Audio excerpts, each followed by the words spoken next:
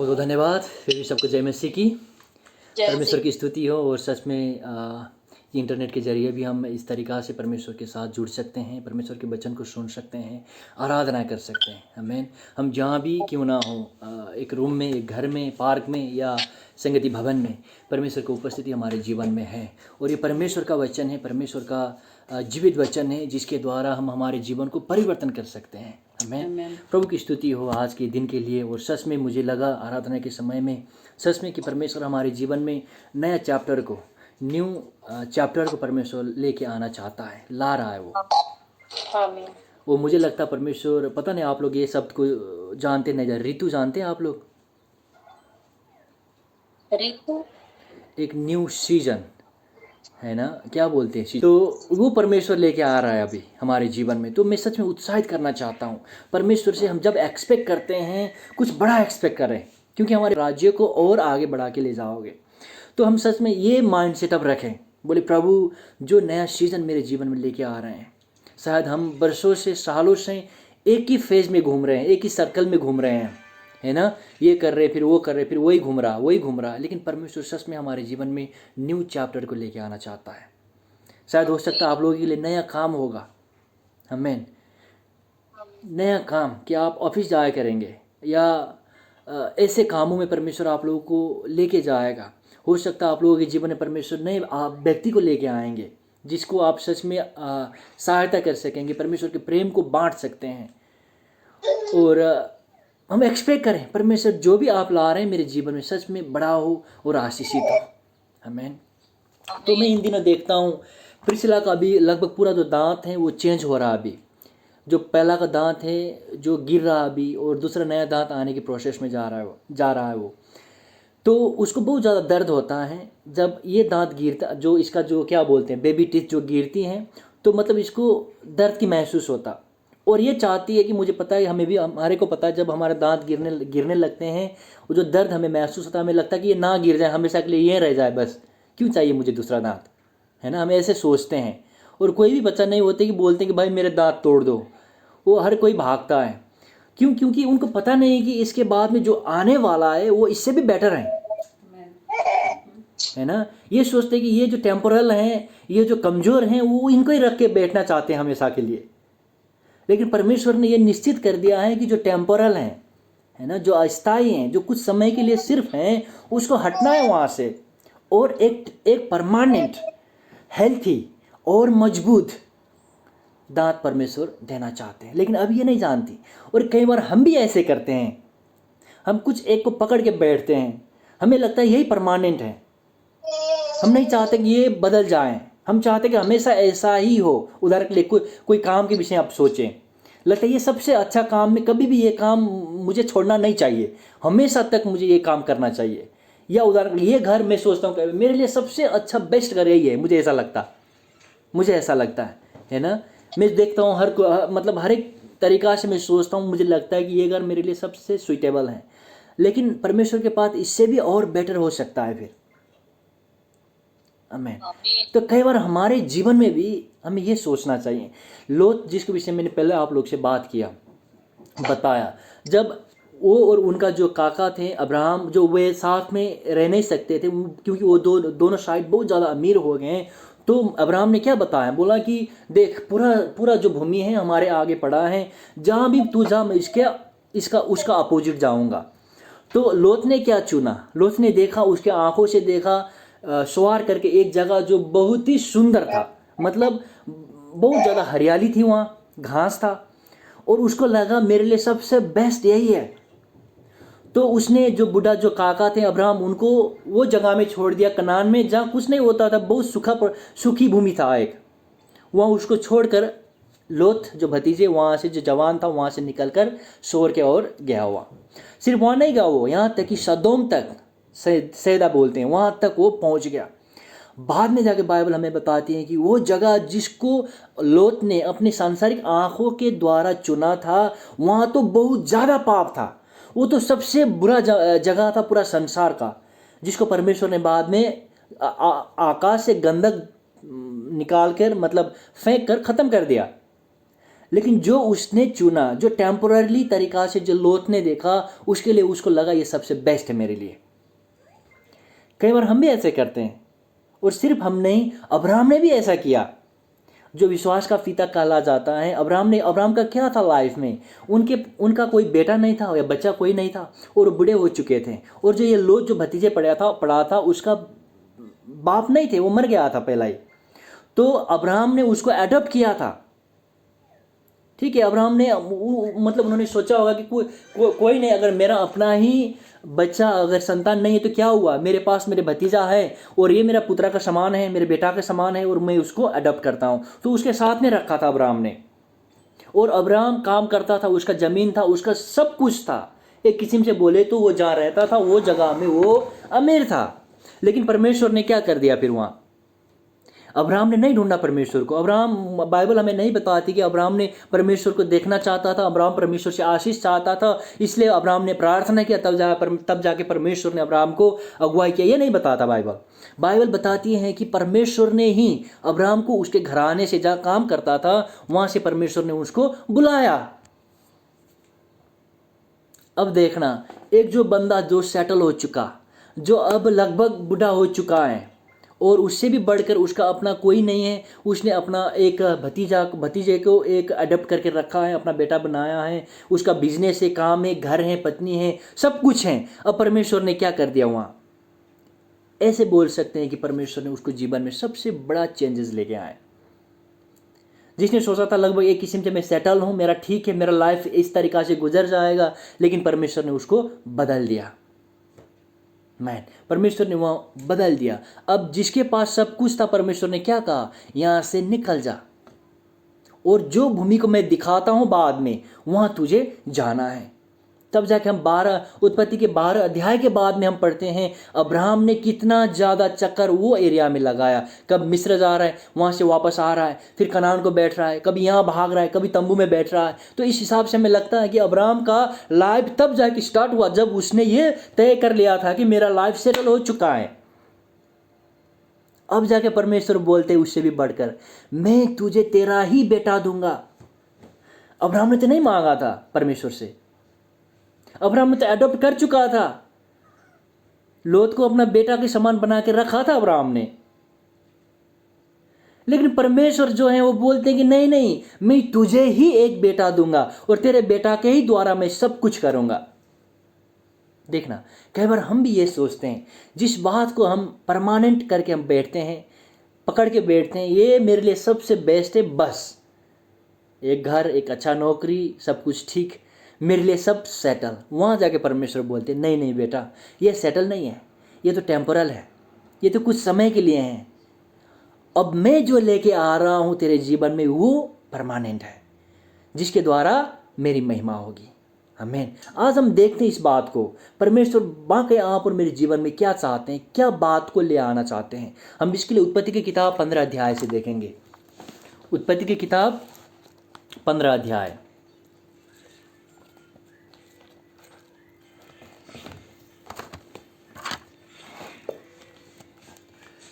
उत्पत्ति की किताब 15 अध्याय पहला किताब है, हम सबको पता है। 15 अध्याय मैं पढ़ दूंगा, ठीक है, थोड़ा लंबा है, हम ध्यान दें। जब मैं पढ़ता हूँ मैं चाहता हूँ कि आप लोग भी अच्छे तरीक़ा से देखिए, उसको ध्यान करें और बोले प्रभु मुझे यहाँ से सिखा बता क्या, ठीक है। ऐसे लिखा है, अब्राहम के साथ यहोवा के वाचा बांधने का वर्णन। देखना, इन बातों के पश्चात क्या बात हुआ वहाँ, अब्राहम लोत को बचाने के लिए लड़ाई किया अब्राहम ने, और पूरा सबको हरा के वहाँ से आया, और मलकीसिदक को मिलकर सारा दशवंशा अब्राहम का जितना था वो मलकीसिदक को दिया। उसके बाद में ये घटना हुआ। क्या हुआ, इन बातों के पश्चात यहोवा का यह वचन दर्शन में अब्राहम के पास पहुँचा, हे अब्राहम मत डर, तेरी ढाल और तेरा अत्यंत बड़ा प्रतिफल मैं हूँ। अब्राहम ने कहा, हे प्रभु यहोवा, मैं तो निर्वंश हूँ, मतलब बिना बच्चा का हूँ, मेरा संतान नहीं है, और मेरे घर का वारिस ये दमिश्कस वासी एलिएजर होगा, अतः तू मुझे क्या देगा। और अब्राहम ने कहा, मुझे तो तूने वंश नहीं दिया, और क्या देखता हूँ कि मेरे घर में उत्पन्न हुआ एक जन मेरा वारिस होगा। ध्यान दें, हम जैसे मैंने अभी तक बताया, परमेश्वर ने ही अब्राहम को बुलाया, परमेश्वर ने अब्राहम को बच्चा संतान देने के लिए वायदा किया, प्रतिज्ञा किया। अब काफ़ी समय हो चुका, अब्राहम बोलता अब परमेश्वर आपने मुझे नहीं दिया नहीं आपने मुझे। लेकिन परमेश्वर यहाँ क्या बोल रहे हैं? बोल रहे हैं कि मत डर। सबसे पहला शायद अब्राहम इस समय डर रहा होगा कि अब जो राजाओं के मैंने अभी अभी हरा के यहाँ आया हूँ, शायद वे फिर मेरे विरुद्ध में लड़ाई करेंगे। हम ऐसे जानते हैं कि अब्राहम के जीवन, अब्राहम बहुत ज़्यादा डरता था, यहाँ तक कि वो कई बार इस तरीक़ा से भी डरता हुआ हमने देखा 2 बार, कि वो सोचता था कि मेरा पत्नी बहुत ही सुंदरी है, बहुत अच्छी है, बहुत देखने में ब्यूटीफुल है, और कहीं ना इसके वजह से मुझे मार दें। तो उसने क्या कहा, कई बार 2 बार उसने कहा कि अपने पत्नी को उसने कहा है कि ये मेरा बहन है, ये मेरी बहन है। तो यहाँ भी हो सकता अब्राहम डर रहा था। तो परमेश्वर का वचन स्पष्ट क्या बोलते, परमेश्वर वचन के द्वारा दर्शनों में बोलते कि मत डर, मैं तेरा ढाल हूं, तुझे सुरक्षा देने वाला। फिर तेरा प्रतिफल, जो इनाम है वो बहुत बड़ा है, जिसके लिए मैंने बुलाया है तुझे, जिसमें तू स्थिर होना चाहिए, अगर उसमें तू स्थिर होगा तो तेरा प्रतिफल बहुत ही बड़ा होगा। और अब्राहम बोलता परमेश्वर तू मुझे क्या देगा? संपत्ति, जो सांसारिक संपत्ति वो तो मेरे पास है, पड़ा है। जो मुझे चाहिए वो संतान है, एक मेरा ही बेटा या बेटी हो जाए, जो आपने मुझे अभी तक नहीं दिया। ध्यान दें, कई बार जब परमेश्वर परमानेंट बात हमारे जीवन में ले आना चाहता है, जब ले आ रहा होता, तो कई बार हो सकता है कि लेट हो जाए, हमें लगता है कि काफ़ी समय हो चुका है, क्यों मेरे जीवन में बदलाव नहीं आता। कई बार हमें लगता है कि पता नहीं परमेश्वर आपने सच में मेरे जीवन में ये सारे आशीष जो आपके वचन में लिखा वो लेके आना ही नहीं आना। कई बार हम भी अब्राहम के समान हो जाते हैं, लेकिन आपने तो नहीं दिया मुझे। और परमेश्वर का क्या जवाब है? 3 में बोलते हैं, और अब्राहम ने कहा, नहीं 4 में, तब यहोवा का यह वचन उसके पास पहुंचा, ये तेरा वारिस ना होगा। सबसे पहला जिसके विषय में अब्राहम सोच रहा है अभी, उसके बुढ़ापा में जो अब्राहम सोच रहा है कि यही है मेरे पास, एलिएजर जो मेरे घर में पैदा हुआ, मेरा दास का एक बेटा है, वो अच्छा भी था, अब्राहम उसको पसंद भी करते हैं। परमेश्वर बोलते नहीं होगा, ये तू सोचता है कि यही तेरा वारिस होगा, लेकिन ये नहीं होगा। और परमेश्वर बोलते हैं तेरा जो निष्पुत्र होगा वही तेरा वारिस होगा। आमीन। अभी भी अब्राहम क्या कर रहे हैं? टेम्पोरल सॉल्यूशन को खूब ढूंढ रहे हैं। वो मेरे पास सब कुछ है, संपत्ति है, धन है, लेकिन मेरे पास वारिस नहीं। कोई बात नहीं, जो मेरे घर में पैदा हुआ बेटा का समान है, लेकिन बेटा नहीं, ध्यान दे, बेटा के समान है, वही शायद मेरे वारिस हो जाएगा। लेकिन परमेश्वर बोलते नहीं, वो नहीं होगा, तेरा अपना ही बेटा तेरा वारिस होगा। हमें भी सबसे पहला ये बात हमारे दिमागों में, हमारे मन में डालना चाहिए। परमेश्वर आप और मेरे जीवन में परमानेंट बात ले आना चाहता है। परमेश्वर जब काम करता है वो टेम्पोरल काम कभी नहीं करता। उसका चरित्र टेम्पोरल नहीं है। ऐसा नहीं करता चलो जब तक तू ठीक नहीं होगा तुझे मैं ये आशीष दूंगा, फिर उसके बाद मैं वो आशीष दूंगा। ऐसा नहीं करता परमेश्वर। जब परमेश्वर की वरदान, जब परमेश्वर की आशीष, जब आत्मिक की आशीष या भौतिक आशीष जब परमेश्वर हमें देते हैं, वो सच में परमानेंट हिसाब से देते हैं, जिसके लिए हो सकता है कई बार हमें इंतजार करना पड़े। हम अब्राहम के समान, अब्राहम से हम सीखें। वो समय अब्राहम के पास बाइबल नहीं था सीखने के लिए, दूसरे व्यक्ति के जीवन के विषय में सीखने के लिए, लेकिन आप और मेरे पास बाइबल हैं, और बाइबल में बताती हैं, हमें पता है कि परमेश्वर जो कुछ वायदा करते हैं, जो प्रतिज्ञा करते हैं, वो हमारे जीवन में ले आते हैं। तो हमें क्या करना चाहिए? परमेश्वर जो ऋतु, जो आशीष आप मेरे जीवन में लेके आ रहे हैं, जो वायदा आपने किया है कि मैं ये देश में फलता फूलूंगा, मैं ये देश में और बढ़ता जाऊंगा, मेरा प्रतिफल बड़ा है, उसमें मुझे स्थिर होना चाहिए, पकड़ना चाहिए। आमीन। और परमेश्वर क्या करते? और परमेश्वर ने उसको किसको? अब्राहम को बाहर ले जाके कहा, आकाश की ओर दृष्टि करके तारा गण को गिन, क्या तू उनको गिन सकता है? फिर उससे कहा तेरा वंश ऐसा ही होगा। उसने यहोवा पर विश्वास किया, और यहोवा ने इस बात को उसके लेखे में धर्म गिना। देखना परमेश्वर क्या करते हैं। तुझे मुश्किल हो रहा है, तुझे एक एग्जाम्पल चाहिए, एक उदाहरण चाहिए, कैसा होगा? बाहर चल, आकाश के तारागण को गिन, कितने तारे हैं आकाश में, उसको गिन। अगर गिन सकता तो तेरे बच्चा, तेरा संतान, तेरे वंश भी इतना ही होगा। तब जाके अब्राहम को अब जाके चेत खुला, बोलता अब मैं विश्वास करता। और जो विश्वास परमेश्वर के ऊपर अपने वंश के लिए किया, वारिस के लिया, वो अब्राहम के लिए धर्म में गिना गया। तो ऐसे आप और मेरे लिए देखना, दो विशेष चैप्टर, दो आशीष परमेश्वर अब्राहम के जीवन में लाने के वायदा करते हैं 15 अध्याय में। उसको ध्यान दें। सबसे पहला क्या है? वारिस। इसका मतलब क्या है? परमेश्वर आप और मेरे जो संतान के पीढ़ियां को बढ़ाते लेके जाएंगे, पहली बात, और आशीषित पीढ़ियां को परमेश्वर ले आएंगे। आमीन। संतान होना, वारिस होना, ये सच में परमेश्वर की ओर से आशीष है। परमेश्वर जानता, कई बार लोगों को हो सकता है कि उनके बच्चा हो नहीं सकता, मुश्किलें होते हैं, लेकिन मैं ये नहीं कह रहा हूँ कि वो आशीषित नहीं है। लेकिन साथ में बाइबल हमें ये बताती है कि जिसको संतान दिया जाता है, वारिस दिया जाता है, वो सच में परमेश्वर की ओर से होता है। यहाँ अब्राहम को विश्वास करना बड़ा मुश्किल था, वो विश्वास कर नहीं पाता। परमेश्वर आप तो बोलते हैं, लेकिन अब हम बूढ़े हो चुके हैं। बाद में 17 अध्याय में, 18 अध्याय में पर अब्राहम और बोलते हैं, और सारा भी बोलती हैं, हम तो बूढ़े हो चुके हैं, ये संभव नहीं है। लेकिन परमेश्वर का प्रतिज्ञा फिर भी हाँ ही है। ये आप और मेरा सिचुएशन में डिपेंड नहीं है। परमेश्वर जो हमसे वायदा करते हैं वो हमेशा वो पूरा करते हैं। आमीन। तो हमने सबसे पहला क्या देखा? परमेश्वर ने वारिस देने की वायदा अब्राहम से स्थिर किया। 7 से लेके हम नीचे पढ़ते हैं। तब उसने उससे कहा, परमेश्वर फिर बोलते हैं, मैं वही यहोवा हूँ जो तुझे कसदियों के ऊर नगर से बाहर ले आया कि तुझको उस देश का अधिकार दूं। उसने कहा, हे प्रभु यहोवा, मैं कैसे जानूं कि मैं इसका अधिकारी हूँगा? देखना, ध्यान दें। अब्राहम ने जब ऊर से होके जब वहाँ से निकल के आया तो अब्राहम ने क्या छोड़ा था? अपने देश, मतलब अपने मिट्टी को, अपने भूमि को उसने छोड़ दिया। उसका कोई देश नहीं था। अब वो कभी यहाँ बैठ रहा है, कभी वहाँ बैठ रहा है, कभी यहाँ भाग रहा है, कभी वहाँ भाग रहा है। लेकिन अब परमेश्वर क्या करते हैं? मैं तुझे देश भी दूंगा, एक निश्चित जगह भी दूंगा। और अब्राहम बोलते हैं, हे प्रभु यहोवा, मैं कैसे जानूं कि मैं इसका अधिकारी हूँगा? क्योंकि कनान में अभी ये समय जहाँ अब्राहम रहते हैं, वो जगह में बहुत सारे मतलब जाति के लोग रहते हैं, बहुत बड़े बड़े मतलब लोग रहते हैं वहाँ। तो यहोवा ने उनसे कहा, मेरे लिए 3 वर्ष की एक कलोर और 3 वर्ष की एक बकरी और 3 वर्ष का एक मेंढा और एक पिंडुक और कबूतर का एक बच्चा ले।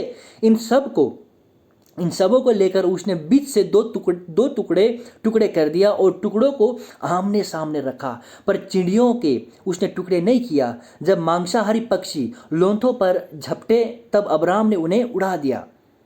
अब यहाँ क्या कर रहे हैं, हम ध्यान से देखें। परमेश्वर ने क्या आज्ञा दिया? बोल रहे हैं कि ये जानवर ले आ और ये पक्षी ले। तो अब्राहम ले आया और उसको काट कर 2 भाग बना दिया। उसने पीस नहीं किया, सिर्फ बीच से। अगर एक गाय है तो बीच से काट दिया, 2 कर दिया। ठीक है, इस हिसाब से उसने काट के रख दिया वहाँ। वो समय में करार बांधने के लिए, वायदा करने के लिए ऐसे किया करते थे। इनका सिस्टम क्या होता था? जानवर को आप बीच से काट दें। अगर आप और मेरे बीच में कोई करार हो रहा है, हम वायदे कर रहे हैं, तो क्या करना होता? जो कटा हुआ जानवर के बीच से आप और मैंने बोलना, पहला मैं ये करूँगा, आप ये करेंगे, ठीक है। फिर वहाँ से होकर वो जानवर, जो कटा हुआ जानवर के बीच से होकर निकलना। तब जाके आप और मेरे बीच में जो शपथ लिया, जो वायदा हमने किया, वो पक्की हो गई। इस हिसाब से वहाँ के लोग किया करते थे। तो अब्राहम ने वैसे कर दिया, काट के रख दिया। अब क्या हुआ? जो कुछ परमेश्वर ने करने के लिए बोला, अब्राहम ने तुरंत कर दिया, लेकिन परमेश्वर ने नहीं किया अब कुछ भी। तो अब क्या हुआ? जहाँ जानवर काट के रखा है, मरा हुआ जानवर के ऊपर तो जो मांसाहारी, जो क्या बोलते हैं, मांसाहारी पक्षी तो आना है उन्होंने, है ना, खाने के लिए। तो अब दिन भर अब्राहम का काम क्या हो रहा है? वो भगा रहा है वहां से। परमेश्वर नहीं बोलते अब कुछ भी। अब देखना 12 से, जब सूर्य अस्त होने लगा, अब दिन भर वो कर रहा अब्राहम, तब अब्राहम को भारी नींद आई और देखो अत्यंत भय और महाअंधकार ने उसे छा लिया। तब यहोवा ने अब्राहम से कहा, ये निश्चय जान कि तेरे वंश पराए देशों में परदेशी होकर रहेंगे और इस देशों के लोगों के दास हो जाएंगे, उस देशों के लोगों के दास हो जाएंगे, और वे उनको 400 वर्ष तक दुख देंगे। अब परमेश्वर स्पष्ट रीति से सिर्फ ये नहीं बोल रहे हैं जमीन के विषय में, वारिस के विषय में, लेकिन परमेश्वर अब ये बोल रहे हैं कि क्या होने वाला है इस्राएलियों के जीवन में। जो हम देखते हैं निर्गमन के किताब में जो पूरा हुआ, 400 साल तक वो मिस्र देश में गुलाम होके बैठे हुए थे, लेकिन जब वो वहाँ वापस आए तब जाके वो कनान देश में, जहाँ अब ये परमेश्वर वायदा कर रहे हैं अब्राहम के साथ में, वही देश आज भी इजराइल के तौर पर उभा हुआ है, वहाँ खड़ा है। और वे उनके 400 वर्ष तक दुख देंगे, फिर जिस देश के वे दास होंगे उसको मैं दंड दूंगा। परमेश्वर ने मिस्र को सच में दंड दिया, हमने पढ़ा है। और उसके पश्चात वे बड़ा धन वहाँ से लेकर निकल आएंगे। तू तो अपने पितरों के कुशल के साथ मिल जाएगा, तू मर जाएगा, तुझे पूरे बुढ़ापे पे मिट्टी दी जाएगी। पर वे चौथी पीढ़ी में यहाँ फिर आएंगे, क्योंकि अब तक एमोरिया का अधर्म पूरा नहीं हुआ है। अब लास्ट में पढ़ते हैं 21 में, एमोरियों, कनानियों, गिरगुशियों और यबूसियों का देश मैंने तेरे वंश को दिया है। देखना, परमेश्वर स्पष्ट कर देते हैं कि जो देश जहाँ रह रहा वो कनान, वो मैंने तुझे ही देना। अब परमेश्वर ने जो वायदा करने लगाया, जो जानवर से काट कर, जानवर को 2 टुकड़े करके, लेकिन अब्राहम क्या हुआ वहाँ? अब्राहम ने परमेश्वर के साथ में वायदा नहीं किया, मतलब वो जानवर से होकर वो नहीं चला, वो तो सो गया, है ना। अब हम पढ़ते हैं कैसा हुआ ये वायदा 17 से। और ऐसा हुआ कि जब सूर्य अस्त हो गया और घोर अंधकार छा गया, तब एक अंगीठी जिसमें से धुआं उठता था और एक जलती हुई मशाल दिखाई दी, जो उन टुकड़ों के बीच में से होकर निकल गए। इसी दिन यहोवा ने अब्राम के साथ ये वाचा बांधी, मिस्र के महानद से लेकर परात नामक बड़े नद तक जितना देश है, अर्थात केनियों, कनिजियों, कदमोनियों, हितियों, परिजियों, रपाइयों, एमोरियों, कननियों, गिरगाशियों और यबूसियों का देश में मैंने तेरे वंश को दिया है। परमेश्वर ने जो वायदा किया वो अकेला ही किया। क्यों? देखना, ध्यान देना। अब वारिस का जो वायदा परमेश्वर ने अब्राहम के साथ में किया, वो भी अब्राहम का कामों में डिपेंड नहीं था। कई बार हम पढ़ते हैं बाइबल में, है ना, अगर तूने ये किया तो तुझे आशीष दिया जाएगा। जब हम मूसा की व्यवस्था में पढ़ते हैं, जो मूसा लिखते हैं, अगर ये होगा तो ये करेंगे, परमेश्वर के आदेश मानेंगे, ये सब होगा, तब जाके तुम्हें आशीष दिया जाएगा। लेकिन जब परमेश्वर अब्राहम से प्रतिज्ञा करते हैं, वाचा करते हैं, तब जाके परमेश्वर अकेले ही सब कुछ घोषणा कर देते हैं, मैं तुझे वारिस दूंगा। ये नहीं होगा, पक्का होगा ये। और सिर्फ में बाद में क्या बोलते हैं, मैं तुझे देश भी दूंगा। और अब्राहम तो बोलते हैं मुझे कैसा पता चलेगा? परमेश्वर वाचा बांधते हैं, लेकिन अब्राहम को कोई जरूरत नहीं है यहाँ। अब्राहम तो सो जाता, परमेश्वर खुद ही वो कटे हुए टुकड़े में जो पड़े हुए जो जानवर के बीच से होकर परमेश्वर खुद ही निकलते, एक न्यायी के समान। ऐसे जाके परमेश्वर ये वायदा को, ये वाचा को भी स्थिर कर देते हैं। आज हमारे आँख के आगे ये गवाही होकर बैठा हुआ है कि अब्राहम का वारिस हुआ। आमीन। इसहाक पैदा हुआ, और सिर्फ इसहाक नहीं, आज भी जो इज़राइल में यहूदी लोग हैं वो सब अब्राहम के ही वंश हैं। जो वायदा परमेश्वर ने अब्राहम के साथ में किया, मैं तुझे देश को दूंगा, आज हम देखते हैं इज़राइल देश हम पढ़ते हैं। हालेलुया। तो हम यहां से क्या सीखना चाहिए? देखना, महत्वपूर्ण बात, परमेश्वर आप और मेरे जीवन में भी नया सीजन को लेके आ रहा है। अभी परमेश्वर ने आप और मुझे आशीष देने के लिए बुलाया है। ध्यान दें, कई बार हम भी ऐसे कर देते हैं, जब लेट होता है, जब जिस तरीका से हम चाहते हैं। अब्राहम भी मतलब काफ़ी परेशान था, यहाँ तक कि साराई ने, हम पढ़ते हैं 16 अध्याय में, साराई ने उसकी पत्नी ने क्या किया? अब जाके बोला, अब शायद परमेश्वर मेरी दासी के द्वारा मेरे लिए संतान खड़ा करेंगे। तब उन्होंने अपने दासी को अब्राहम का पत्नी होने के लिए दे दिया। काफ़ी उन्होंने कोशिश किया, लेकिन वो नहीं था। परमेश्वर का ओरिजिनल प्लान आप और मेरे लिए परमानेंट आशीष को ले आना है। तो हमें इंतज़ार करना चाहिए, धीरज रखना चाहिए। प्रभु, जो आपने मेरे लिए वायदा किया है, ऐसे करना, घोषणा करना चाहिए। प्रभु, आपने कहा है कि मेरे बच्चों बढ़ते जाएंगे, ये आशीष के आगे बढ़ेंगे, मैं और मेरे घराना आपके हम सेवा करेंगे। ये वायदे में हम स्थिर होना है, जिस तरीका से अब्राहम हुआ। और दूसरी बात, हमें नहीं भागना चाहिए, मतलब हम सांसारिक हिसाब से हमें सिलेक्शन नहीं करना चाहिए। देखना, जो कनान था वो उतना अच्छा भूमि नहीं था। अच्छा भूमि तो लोथ ने देखा उसके आंखों से, और वो ले आया उसके, और वो गया, लास्ट में उसका विनाश हो गया। लेकिन जहाँ अब्राहम ने स्थिर होकर बैठा हो, वो जगह ही परमेश्वर ने हमेशा तक के लिए एक, क्या बोलते हैं उसको, एक पैतृक संपत्ति के तौर पर परमेश्वर ने इजरायलियों को दिया। अभी भी वो राज कर रहे हैं। तो हमें भी ये घोषणा करना चाहिए, जब हम जहाँ जाते हैं पूरा हृदय से ये घोषणा करना चाहिए, प्रभु यहाँ आप मुझे सच में फलवंत बनाइए, ये जो देश है ये मेरा देश बना दीजिए। आमीन। 2 वायदा परमेश्वर ने किया है, वारिस का और देश का। और ये सिर्फ अब्राहम के लिए नहीं है, ये आप और मेरे लिए भी है। हम सबके बच्चे हैं, लेकिन अब इसमें ये वारिस में जब हम पढ़ते हैं इसको, हम ऐसे अप्लाई करते हैं, प्रभु ये सच में इसहाक के समान, अब्राहम के वंश के समान आशीषित हो जाए। हालेलुया। ये आशीष के कारण बन जाए। हमें इसमें स्थिर रहना है। और देश के विषय में, स्पेन में आए हैं सब के सब, हमें ये घोषणा करना चाहिए, प्रभु सच में जो देश में आपने मुझे लाए हैं वहाँ सच में मैं आशीषित हो जाऊँ। मेरे पूरा जो परिवार है, मैं जितने पीढ़ियाँ बैठे होंगे वो सारे के सारे आशीषित हो जाए। हम ऐसा ना हो पिछला के समान, नहीं मुझे ये दांत अभी नहीं गिराना है, दर्द होता है। हम कई बार ऐसे करते हैं, हम भी टेम्पोरल बातों में स्टिक करते हैं, पकड़ के बैठे होते हैं। मुझे नहीं चाहिए परमेश्वर, बड़ा पता नहीं कितना टाइम लगना, मुझे बस ये चाहिए बस। नहीं, परमेश्वर चाहते हैं कि इसको हटा दे, और अच्छा और परमानेंट बात परमेश्वर आप और मुझे देना चाहते हैं। आमीन। अगर प्रिसिला बोलती कि नहीं मेरे लिए हमेशा ये दांत ठीक है, तो देखना वो दांत ठीक नहीं है, हम सबको पता है, वो गिर जाएगा, वो कुछ कर नहीं सकता, वहाँ से 2-3 दांत और आएंगे, उसको और ज़्यादा तकलीफ़ें होता है।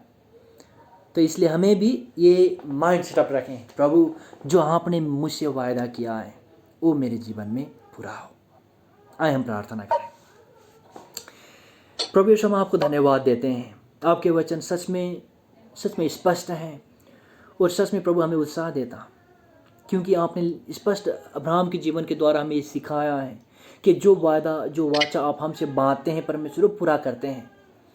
और सच में जिस तरीक़ा से आपने अब्राहम को वारिस दिया, उसी तरीक़ा से प्रभु आप हमें भी हमारे जो लेगासी को, हमारे जो खराई को आगे ले जाने के लिए प्रभु हमें लोग देते हैं। हाँ प्रभु, हम घोषणा करते हैं यीशु के नाम में, सच में प्रभु हमारे जो संतान दर संतान सच में आप में आशीषित हो। यीशु के नाम से मैं घोषणा करता हूँ, वे सच में प्रभु आशीष के कारण बन जाएं परमेश्वर। इसहाक, याकूब, यूसुफ के समान प्रभु वे सच में प्रभु आप में और आशीषित जीवन जी सकें प्रभु, और सिर्फ आप खुद के लिए नहीं, लेकिन दूसरों के लिए, संसार के लिए आशीष के कारण वो बन सके परमेश्वर। और मैं घोषणा करता हूँ देश के लिए, मसीह यीशु के नाम से। आपके वचनों में बार बार ये लिखा है कि मैं तुझे भूमि दूंगा, जहाँ तू तेरा पैर रखेगा वो तेरा होगा। यीशु के नाम से मैं घोषणा करता हूँ। मैं सांसारिक और ये जो भौतिक विषय में सिर्फ बात नहीं कर रहा हूँ परमेश्वर, जहाँ भी हम होते हैं प्रभु सच में हो जाएं कि ये देश को हम प्रभु अपने देश के समान हम प्यार कर सकें, और ये देश में सच में प्रभु हम फलवंत हो जाएं, हम आशीषित हो जाएं। ये हम आपके हाथों में सौंपते हैं। धन्यवाद प्रभु जी। हम सारा आदर महिमा भक्ति हम आपको देते हैं। जो परमानेंट बात जो हमेशा तक रहती है, जो बात आप हमारे जीवन में ले आना चाहते हैं, ले आ रहे हैं परमेश्वर, वो हमारे जीवन में पूरी हो जाए। आदर महिमा भक्ति हम आपको देते परमेश्वर। आज की संगति शुरू से लेकर अंत तक प्रभु आपने हमें सहायता किया, हम इसके लिए आपको धन्यवाद देते। पवित्र आत्मा हमें अगुवाई कीजिए प्रभु, और ज़्यादा हमारे जीवन में प्रभु आपके प्रति धीरज, आपके प्रति आशा और भरोसा और ज़्यादा हमारे जीवन में आ सके। संपूर्ण आदर महिमा भक्ति हम आपको देते हैं। अगले समय प्रभु जब तक हम ना मिलते परमेश्वर, हमारे प्राण आत्मा शरीर को हम आपके हाथों में सौंपते हैं। धन्यवाद। अबे परमेश्वर पिता आपकी प्रेम, प्रभु यीशु आपके अनुग्रह, पवित्र आत्मा आपकी संगति हम हर एक के साथ में बने रहें, मसीह यीशु के नाम से। आमीन। जय मसीह।